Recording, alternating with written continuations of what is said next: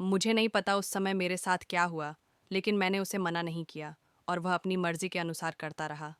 मैं एक रानी हूँ। मैं 32 साल की एक गृहिणी हूँ। मेरे पति एक कंपनी में काम करते हैं। मैं बहुत खूबसूरत हूँ। मुझे हमेशा अच्छे कपड़े पहनना पसंद है।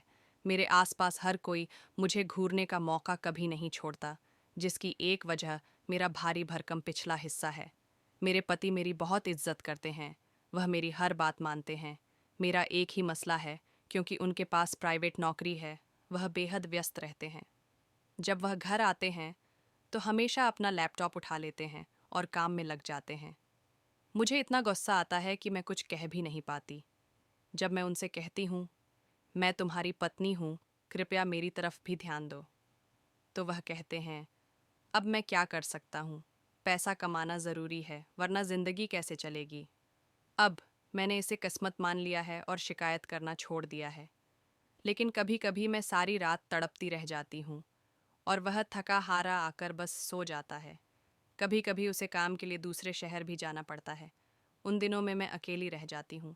दिन तो गुजर जाता है, लेकिन रातें बहुत कठिन होती हैं। एक बार मेरे पति कुछ दिनों के लिए काम पर बाहर गए हुए थे। बहुत तेज़ गर्मी थी।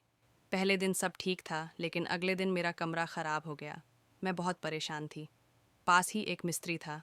मेरे पास उसका नंबर था। मैंने उसे फ़ोन किया और एसी की परेशानी बताई। उसने कहा, भाभी जी, मैं अभी कंपनी की ड्यूटी पर हूँ। शाम को आकर देख लूँगा और ठीक कर दूँगा। फिर मैंने अपने पति को फ़ोन किया, लेकिन उनका फ़ोन बंद था। मैं गुस्से में थी। इस गर्मी में एसी का ख़राब होना बहुत मुश्किल था, लेकिन मैं क्या कर सकती थी? बस समय गुजारना था। थोड़ी देर बाद मेरे पति ने मुझे कॉल किया और कहा कि उन्होंने एक और आदमी को भेजा है जो आने वाला है। मुझे थोड़ी राहत मिली कि शायद एसी ठीक हो जाएगा।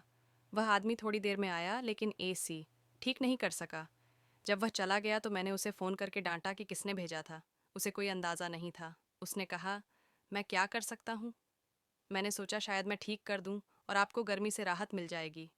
मैंने कहा, कोई बात नहीं, शाम तक हमारा असली मिस्त्री आ जाएगा। रात करीब 9 बजे वह आया और थोड़ी ही देर में एसी ठीक कर दिया। जैसे ही ठंडी हवा चली, मुझे बहुत अच्छा लगा। मैं तुरंत बिस्तर पर लेट गई, जबकि वह अभी कमरे में ही था। उसने मेरी तरफ देखा और मुस्कुरा दिया। मैं तुरंत उठी और कहा, रुको, मैं तुम्हारे लिए पानी और मिठाई लाती हूँ। मैंने उसे मिठाई और पानी दिया। फिर मैंने उससे पूछा, बताओ, तुम पर कितना कर्ज है? उसने अजीब नज़रों से देखा और कहा, भाभी जी, आपके पति तो यहाँ नहीं हैं। मैंने जवाब दिया, हाँ, वह काम के लिए कुछ दिनों के लिए बाहर गए हैं। ये सुनकर वह मुस्कुरा दिया। उसने कहा, भाभी, मुझे कोई पैसे नहीं चाहिए। मैं मुस्कुराई और बोली, तुमने काम किया है, इसलिए तुम्हें पैसे लेने होंगे।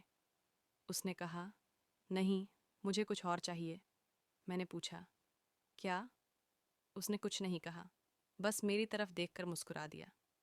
मैं समझ गई कि वह क्या कहना चाहता है। मैं भी मुस्कुरा दी। उस रात उसने मुझे ऐसी खुशी का एहसास कराया जो मैंने पहले कभी महसूस नहीं किया था। मेरे पति मुझे उसका आधा भी नहीं दे पाए। मैं पूरी तरह संतुष्ट थी। अब जब भी मुझे मौका मिलता है, मैं उसी से अपनी खुशियाँ पूरी करती हूँ।